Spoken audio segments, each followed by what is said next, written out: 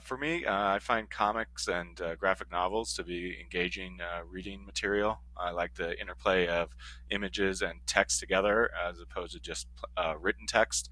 I really feel that it's a larger, more robust literary world for me, and I'm interested in determining if the content of comics that I find engaging could also be harnessed to engage struggling readers in their reading practice.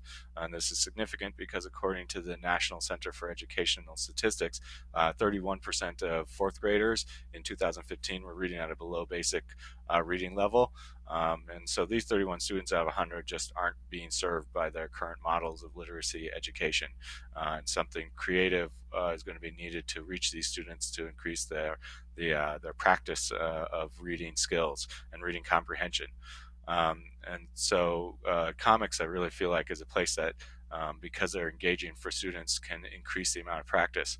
And so during my literature review, I was really struck by two concepts that I'd read about for comics. It's first from Scott McCloud, who's an author and a comics scholar who looked at a historical perspective of how humans have used strategically placed static images to tell stories with lessons or to provide meaning.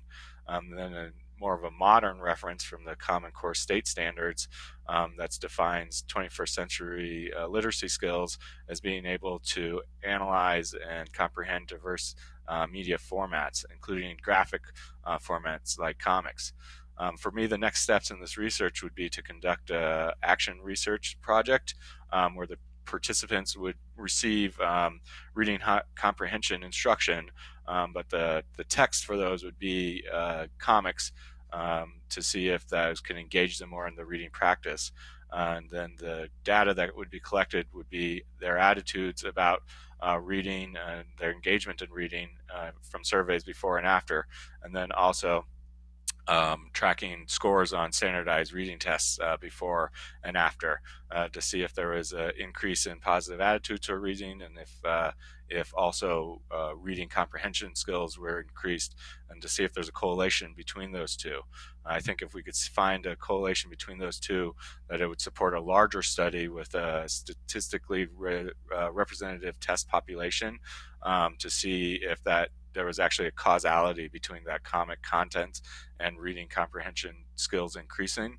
And again, that would be to find that causation, but it'd have to show that from the action research first that there'd be a reason to do that larger study.